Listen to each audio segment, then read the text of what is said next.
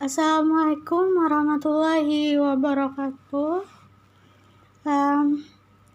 Alhamdulillah pada hari ini kita bertemu kembali di mata pelajaran fikih. Nah, sebelum kita memulai pembelajaran, marilah kita membaca basmalah.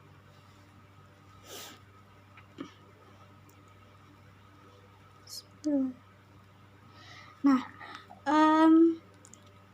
pada hari ini materi pembelajaran kita hari ini adalah pengurusan jenazah dan hikmahnya. Nah, apa saja sih yang harus diurus dalam pengurusan jenazah ini? Nah, sebelum kita memulai pembelajaran kita pada hari ini, Ibu akan menjelaskan tentang gejala yang akan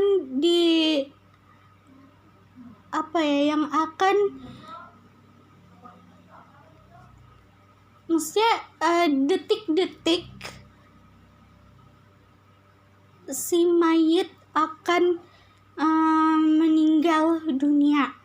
Nah, yaitu ada satu gejala yang harus diketahui, yaitu sakaratul maut. Nah, apa sih sakaratul maut itu? Nah, jadi sakaratul maut itu adalah gejala mendekati saat seseorang itu akan meninggal dunia. Gejalanya itu seperti dingin di seluruh tubuh, tubuhnya itu kaku, lemah, terus tekanan darahnya itu menurun, dan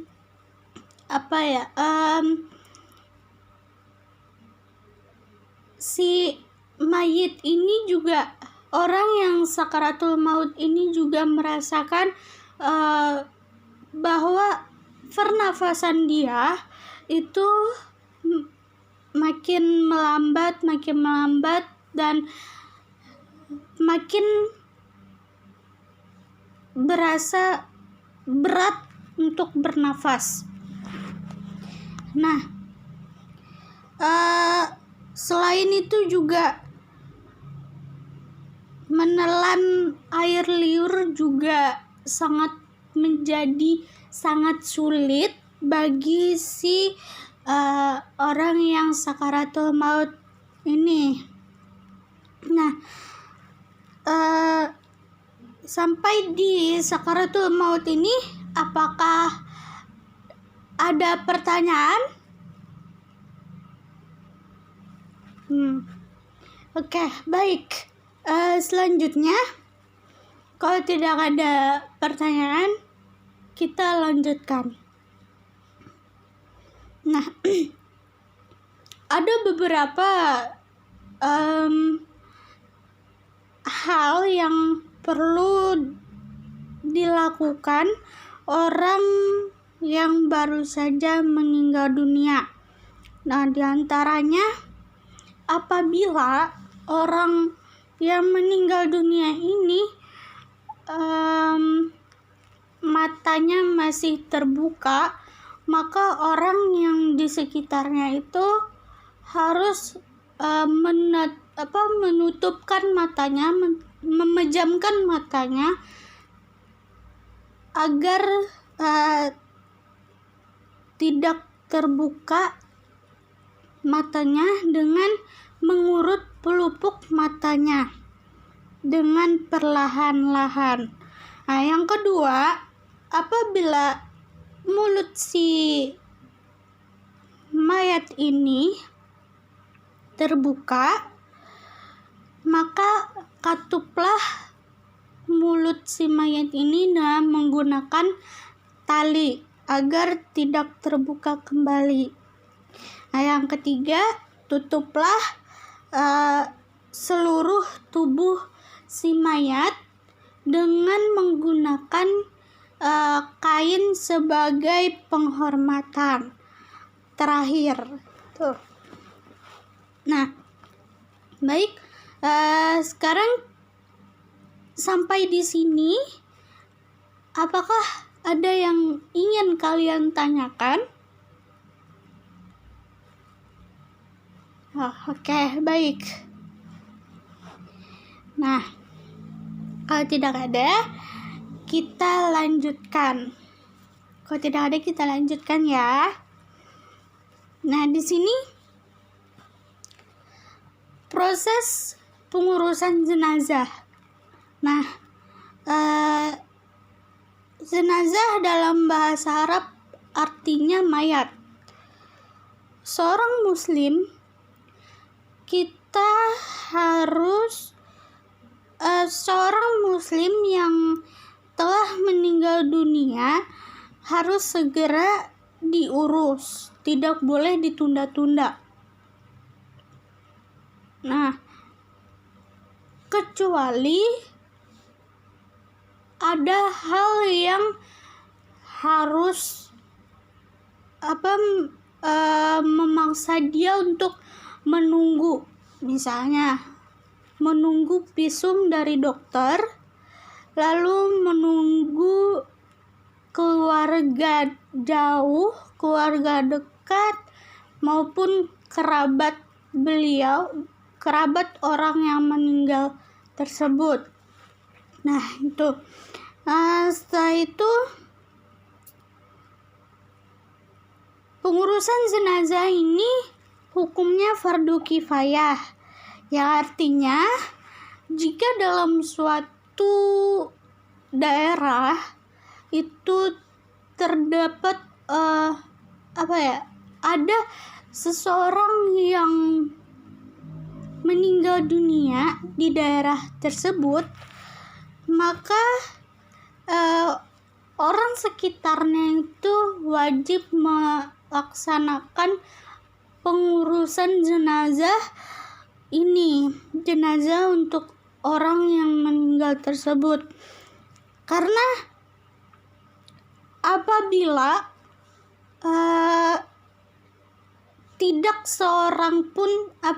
tidak ada seorang pun yang melaksanakan pengurusan jenazah ini, maka semua orang yang ada di daerah tersebut itu berdosa. Nah, lalu ada 4 kewajiban terhadap orang yang meninggal dunia, yaitu yang pertama, memandikan jenazah, yang kedua, mengkafani jenazah, yang ketiga, mensolatkan jenazah, yang keempat, menguburkan jenazah.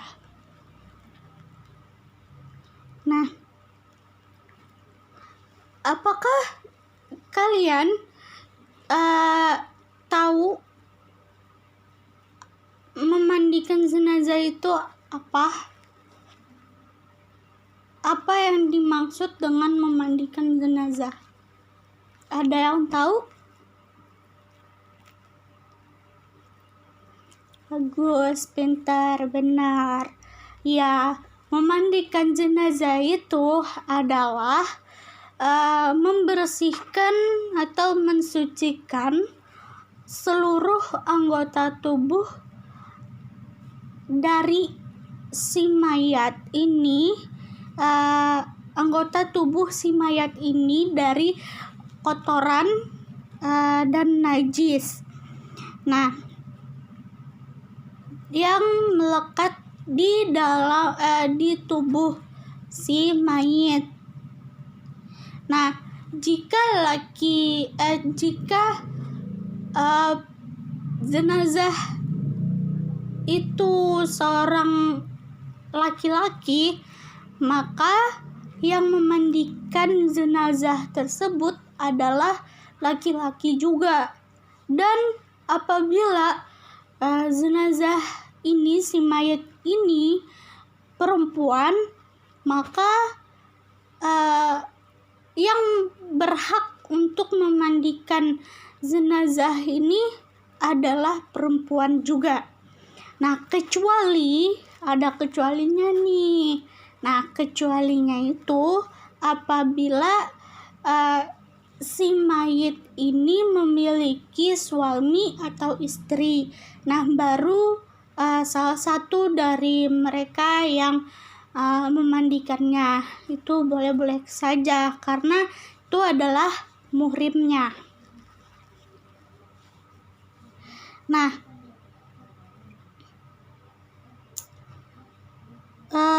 lalu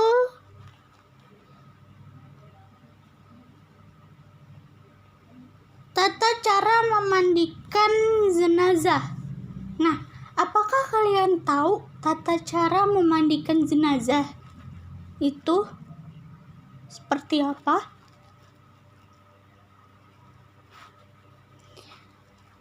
Ya, kamu?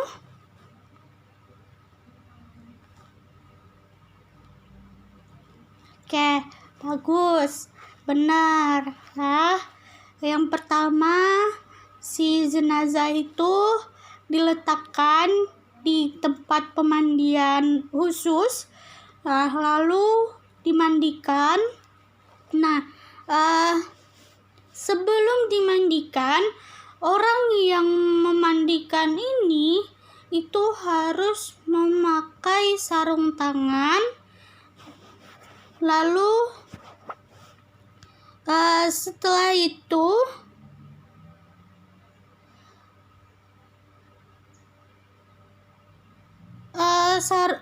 orang yang memandikan ini membersihkan anggota tubuh si mayit dari kotoran, dari segala kotoran. Nah, lalu ganti sarung tangan yang baru dan bersihkan lagi ke seluruh badan untuk mensucikan, membersihkan yang sudah yang tadinya ada kotoran, lalu dibersihkan lagi dengan sarung tangan yang baru. Nah,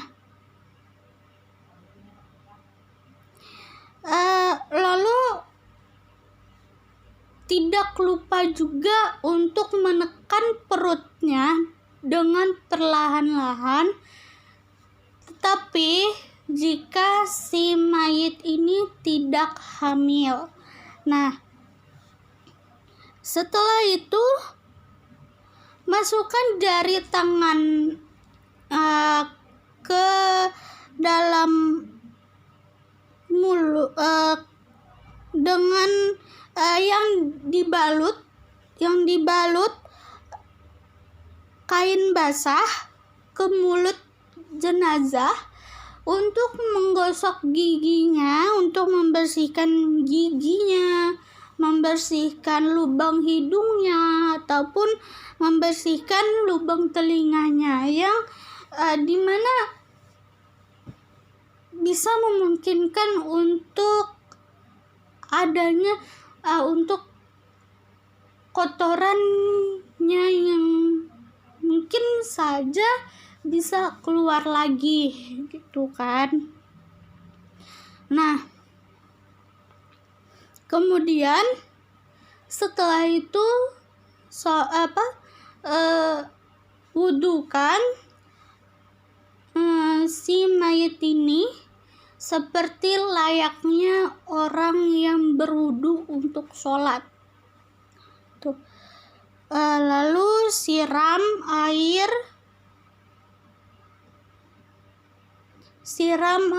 ke tubuh si mayit dari sebelah kanan ke sebelah kiri. Nah, memandikan jenazah ini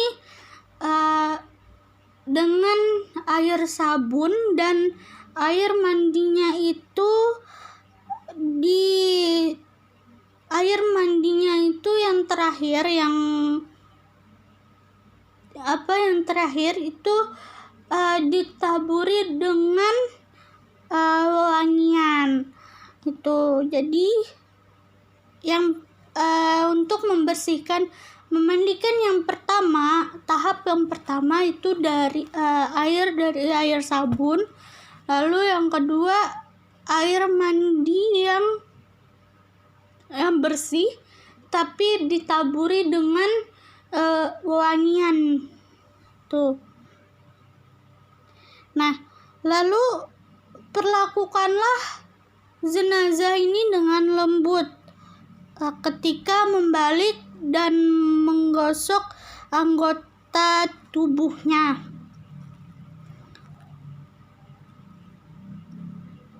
Nah, lalu jika memandikan jenazah ini hanya satu kali, dan jika terdapat najis atau kotoran sebelum berada di kain kafan yang mengeluar dari tubuh si mayit, ya bisa berupa darah kah atau kotoran lainnya, itu harus dibersihkan dan harus dimandikan kembali. Tetapi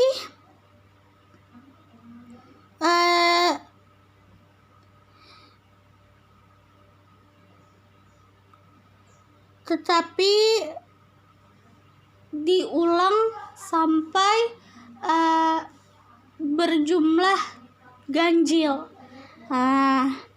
Gitu.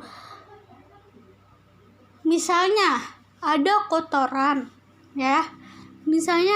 kotoran, berupa darah, berupa apapun itu, pokoknya kotoran. Nah, kita wajib membersihkan kembali si mayit ini sampai bersih, sampai dia bersih kembali seperti pemandian yang pertama. Nah, tapi pemandian yang kedua ini harus berkali-kali. Jangan harus dalam jumlah ganjil. Jadi apabila satu kali, berarti satu kali terus ada kotoran, ada najis, nah itu harus satu kali lagi dimandikan. Mungkin kalau nggak satu kali, atau pokoknya yang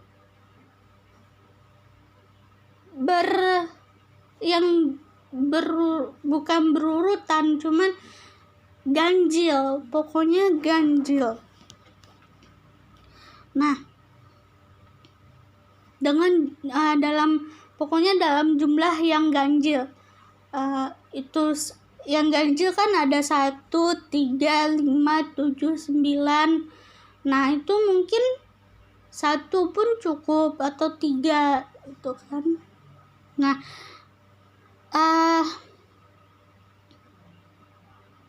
itu wajib dibersihkan. Nah, tetapi jika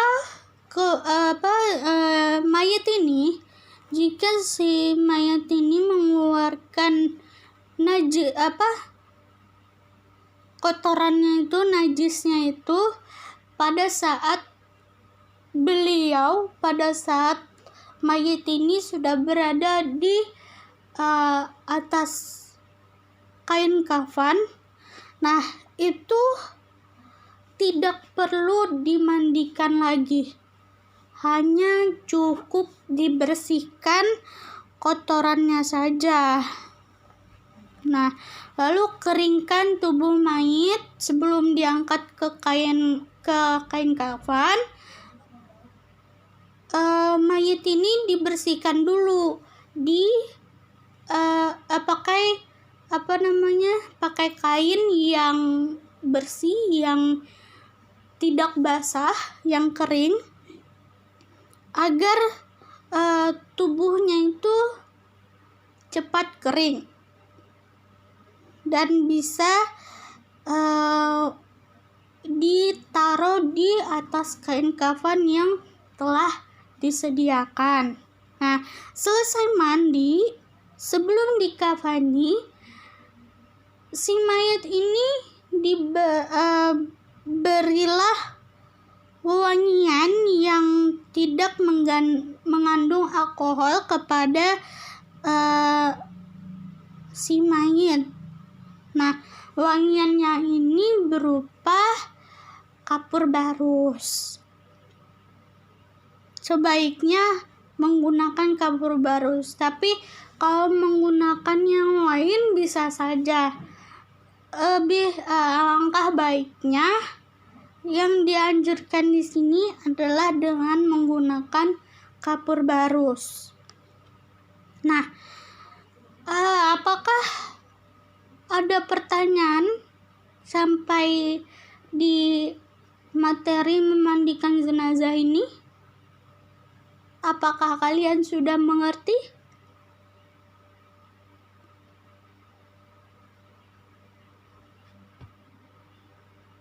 Atau adakah yang ingin ditanyakan? Oke, baik. Kalau tidak ada, maka kita lanjutkan ke materi berikutnya, yaitu mengkafani jenazah.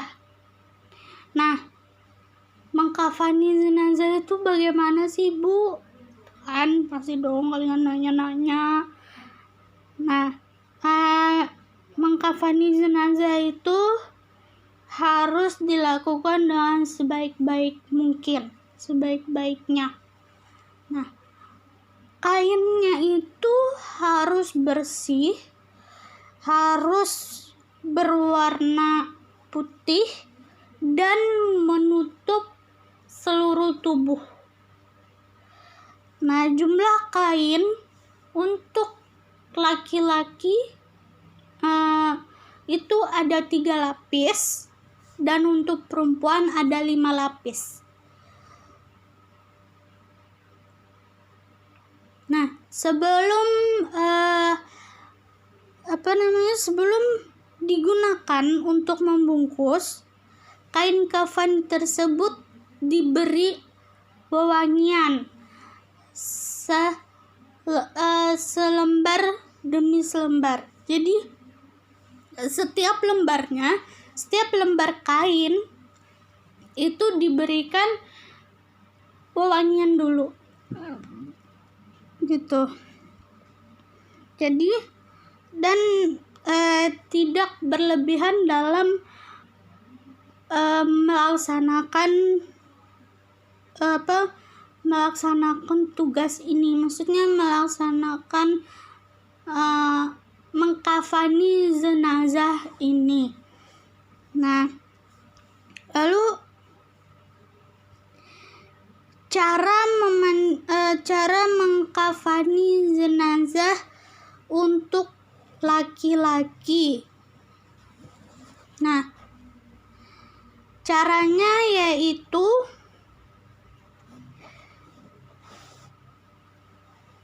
bentangkan kain kafan, kain kafan yang sudah ada dibentangkan satu persatu, sehelai demi sehelai. Yang paling bawah lebih lebar dan halus. Nah, masing-masing dari kain tersebut diberikan wewangian, yaitu diberikan kapur barus. Nah, lalu jenazah yang sudah dimandikan itu diangkat jenazahnya dalam keadaan tertutup dengan kain dan letakkan di atas kain kafan yang memanjang, lalu taburi dengan kapur barus tadi. Nah, tutuplah lubang-lubang yang mungkin bisa saja mengeluarkan kotoran. Nah, seperti lubang hidung, lubang telinga. Tuh. Lalu selimutkan tubuh jenazah ini, tubuh si mayat ini dengan menggunakan kain dari sebelah kanan, kemudian sebelah kiri. Selanjutnya lakukan itu berulang-ulang sampai lapisan ketiga dengan cara yang lembut. Nah, lalu ikatkan dengan tali yang sudah disiapkan. Nah, yang sebelumnya sudah ada di bawah kain kafan tersebut. 3 ikatan sampai 5 ikatan bisa. Nah, dan jika kain kafan tersebut tidak cukup menutupi seluruh badan jenazah, tutupkanlah bagian auratnya. Bagian kaki yang terbuka boleh ditutupi dengan menggunakan rerumputan ataupun semisalnya jika tidak ada kain kafan. Nah, maka tutupi dengan menggunakan apa saja yang ada di sekitarnya. Nah, jika bagaimana sih ya kalau misalkan jenazahnya itu banyak dan tetapi kain kafannya tidak cukup, itu gimana Bu? Kan? Nah, itu bisa jika jenazahnya itu banyak, misalkan jenazahnya itu ada 2 orang, 3 orang gitu kan. Nah, itu boleh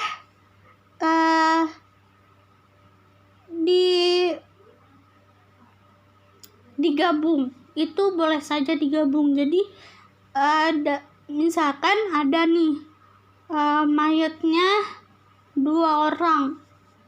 2 orang saja mayatnya.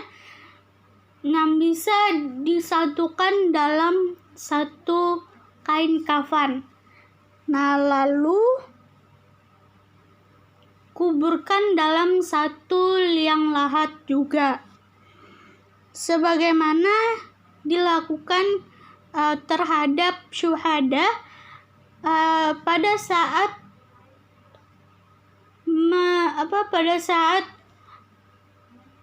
terjadinya perang Uhud.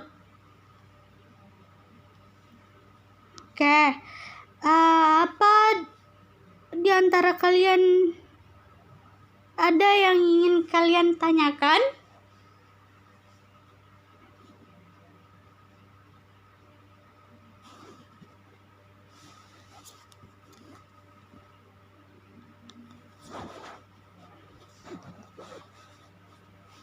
Ya, apakah ada yang ingin kalian tanyakan atau masih belum paham kah atau gimana? Ada?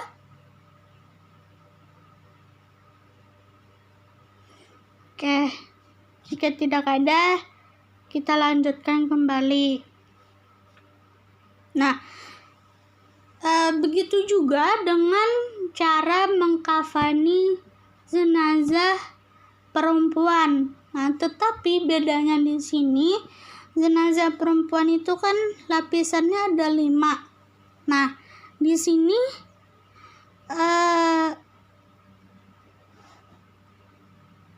itu tuh kain kafan yang 5 lapisan itu untuk apa aja, Bu? Nah, oke. Kalau lapisannya ada 5, berarti ada fungsi-fungsinya dong. Nah, fungsinya itu lapisan yang pertama untuk menutupi seluruh badan. Yang kedua untuk kerudung kepala. Yang ketiga untuk baju kurungnya. Yang keempat menutupi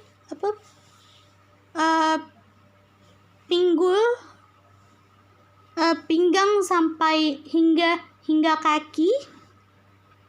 Lalu yang kelima itu dari pinggul sampai ke pahanya. Jadi dari pinggul dulu, habis itu pinggangnya lagi, habis itu baju kurungnya. Nah, kemudian kerudung untuk di kepalanya, kerudung kepalanya. Nah, habis itu baru ke kain kafan yang terakhir, yang kelima, yaitu kain kafan yang menutup seluruh badannya dari kepala sampai ujung kaki, yang lebar, yang panjang gitu. Nah, mengkafani jenazah perempuan itu sama seperti mengkafani jenazah laki-laki, tapi bedanya di sini adalah jenazah perempuan ini dipakaikan kain kafan yang berbentuk seperti kerudung, lalu kain kafan yang berupa baju kurung, lalu didandani lagi sampai 3 kali, dan kemudian julurkan ke belakang, lalu dibungkus dengan lembar kain yang terakhir dengan cara kedua ujung kain kafan itu dari kanan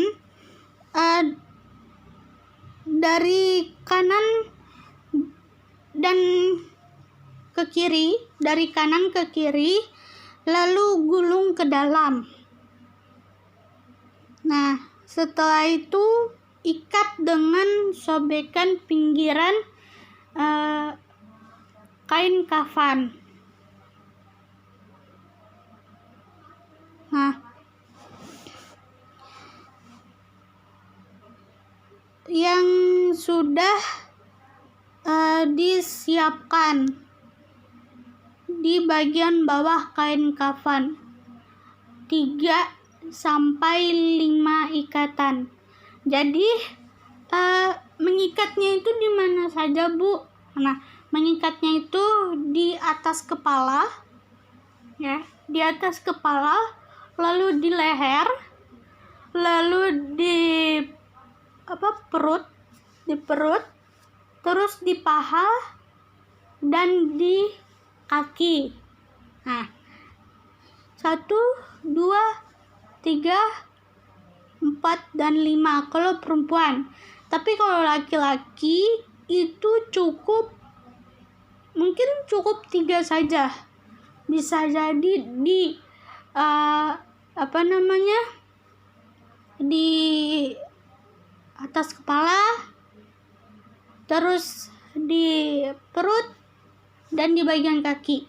Nah, itu bedanya. Nah, lalu sekarang apa ada yang ingin kalian tanyakan sekarang? Apa yang masih kalian belum pahami? Silakan kalian tanyakan. Jangan dipendam-pendam pertanyaan kalian itu. Tanyakan saja. Ya. Oke.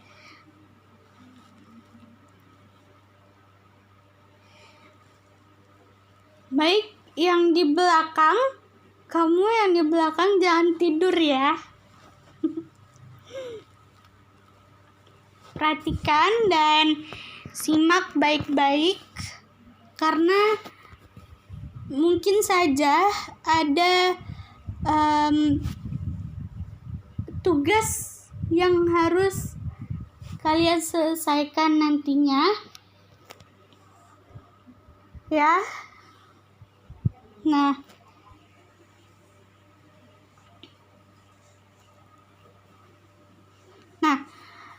materi selanjutnya yaitu mensolatkan jenazah. Islam sangat mengedepankan persaudaraan, sehingga salah satu kerabat kita yang sudah meninggal dan sudah dikuburkan, tetapi nilai persaudaraan itu masih ada, dirasakan diantaranya perintah agar orang-orang Islam yang masih hidup itu memohon ampun dan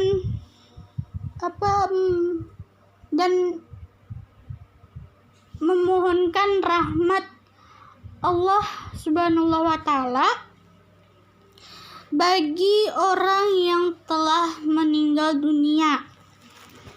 Nah, semua syarat wajib dan syarat sah sholat fardu itu semuanya menjadi syarat dalam melaksanakan sholat jenazah ini. Nah, tetapi bedanya hanya di waktunya saja. Nah, sholat jenazah ini ada 4 takbir, bukan 4 rakaat. Kebanyakan 4 takbir. Nah, bedanya di sini adalah kalau sholat fardu lainnya itu ada 4 rakaat, ada 2 rakaat, ada 3 rakaat. Nah, tetapi bedanya di sini adalah sholat jenazah ini hanya 4 kali takbir saja, bukan 4 rakaat, bukan 2 rakaat, cukup satu saja. Maksudnya cukup 1 rukun, yaitu cuman berdiri dan 4 takbir, 4 kali takbir. Nah, takbir yang pertama yaitu membaca surah Al-Fatihah. Takbir yang kedua membaca sholawat atas Nabi.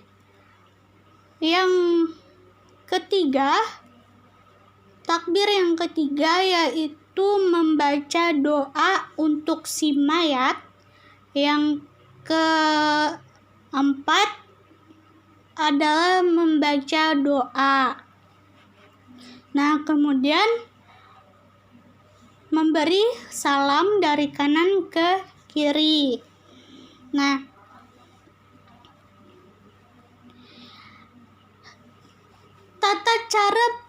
tata cara pelaksanaannya. Yang pertama, niat. Yang kedua, membaca Al-Fatihah. Yang pertama niat, ya kan? Nih, yang pertama niat.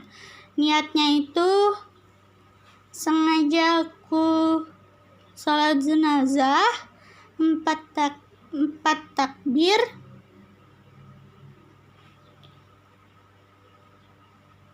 atas si mayit, 4 takbir karena Allah Ta'ala. Terus yang kedua yaitu membaca Al-Fatihah. Nah, yang ketiga membaca sholawat Nabi. Yang keempat membaca doa untuk si mayit. Dan yang kelima membaca doa. Nah, bagaimana untuk untuk di materi sholat jenazah ini, apakah ada yang ingin kalian tanyakan? Oke, baik, kalau tidak ada. Nah, yang selanjutnya adalah menguburkan jenazah. Nah, menguburkan jenazah ini bagaimana, Bu? Kan? Nah, menguburkan jenazah ini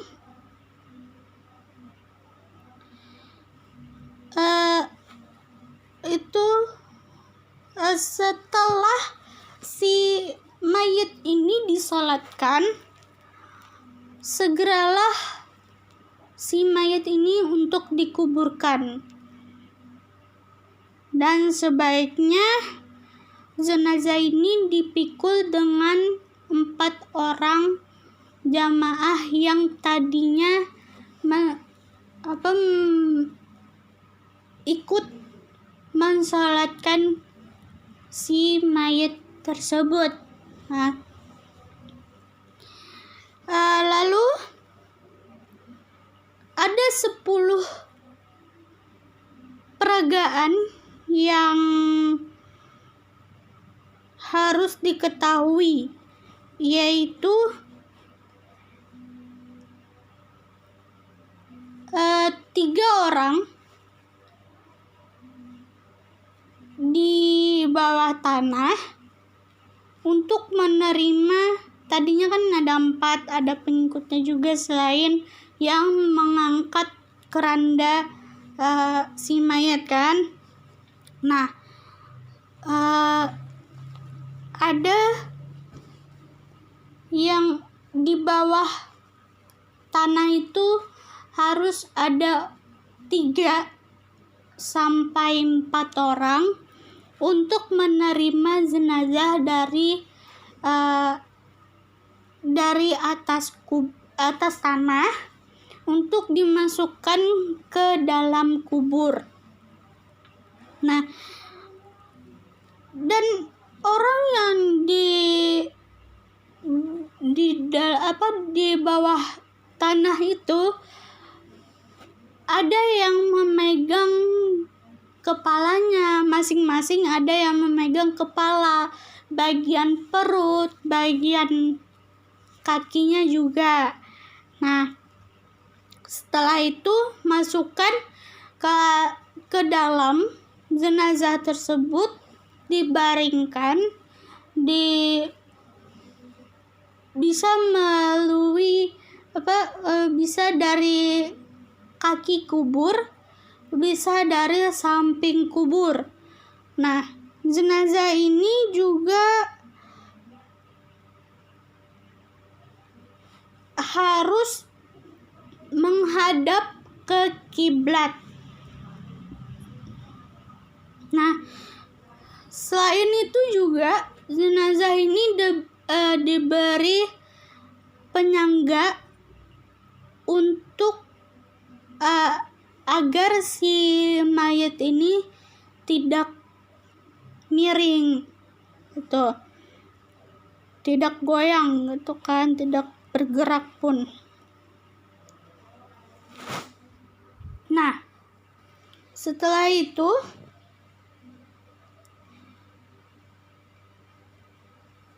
penyangga ini diletakkan di bagian kepala, di bagian punggung, dan di bagian paha. Lalu si mayit ini tali pocongnya itu dilepas agar kepalanya itu bisa ditarik untuk mengenai tanah. Dan setelah selesai, tidak lupa untuk menutupinya dengan kayu, dengan papan kayu.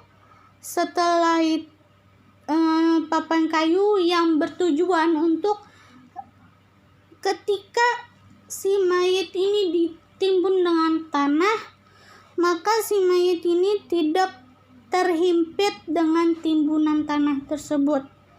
Nah, kemudian setelah ditutupi dengan papan kayu tadi, maka si mayit ditimbun dengan tanah, dan tanahnya sampai menjulang tinggi, tidak sejajar dengan tanah yang ada di sekitarnya. Nah, lalu berikan tanda yang berupa batu nisan atau yang berupa papan kayu, papan nisan yang ada nama mayit ini, terus ada nama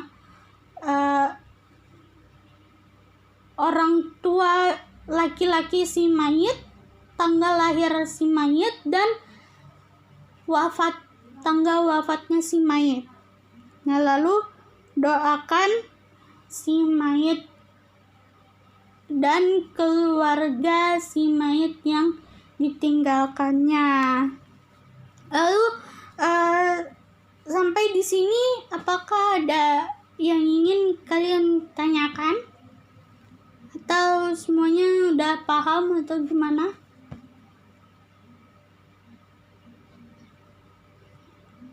Nah, oke. Di sini dari kalian, anak-anak ibu yang pintar, yang soleh-solehah, ya, apakah di antara kalian ada yang bisa menyimpulkan materi pembelajaran kita pada hari ini? Ya, kamu yang di depan, silahkan. Apa saja yang dibahas tadi?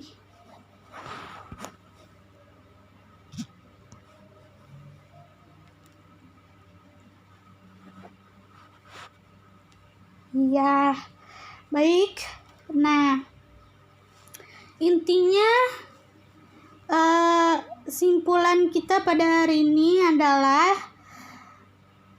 setiap manusia itu pasti mati, pasti meninggal, pasti wafat.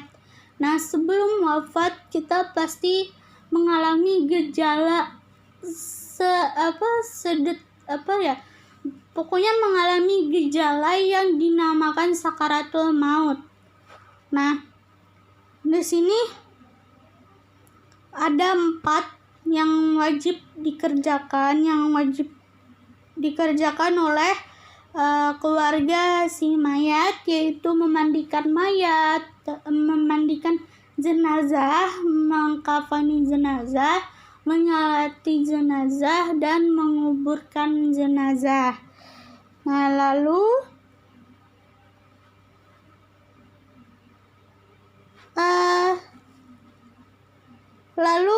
keseluruhan penyelenggara jenazah difardukan kepada orang Islam.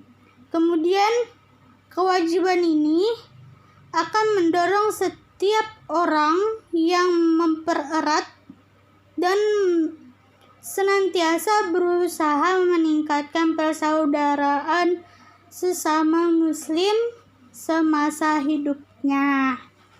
Oke, baik. Nah, oke, benar ya. Nah, sampai di sini baiklah, sampai di sini dulu materi kita pada hari ini.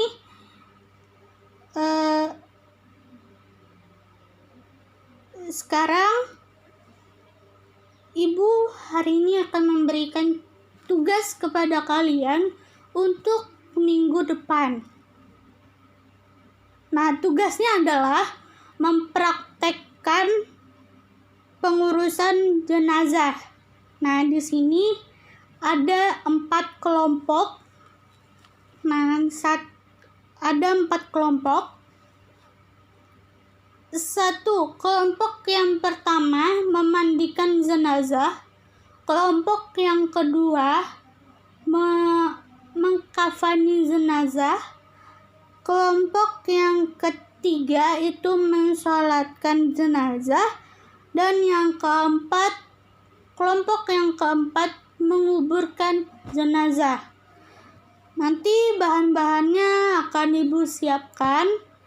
Ya, kalian tinggal mempraktekkannya saja. Jadi Ibu harap kalian minggu depan berhadir seluruhnya, semuanya berhadir pada minggu depan ya. Apa kalian mengerti dengan tugas ini atau ada yang ingin ditanyakan tentang tugas ini? Oke, baik. Kalau tidak ada pertanyaan lagi, Ibu mengucapkan terima kasih atas perhatian dan perhatian kalian terhadap materi Ibu, karena Ibu berharap kalian bisa memahami, bisa mempraktekkan pengurusan jenazah ini dengan baik, dengan benar, dan dengan sebagaimana mestinya. Tuh. Nah, semuanya di sini hadir atau ada yang tidak hadir? Kalau ada yang tidak hadir, maka dikasih tahu ya, ketua dikasih tahu orang yang tidak hadir itu apa tugas kita hari ini untuk minggu depan ya. Tuh. Baik, salah hilaf Ibu mohon maaf yang sebesar-besarnya.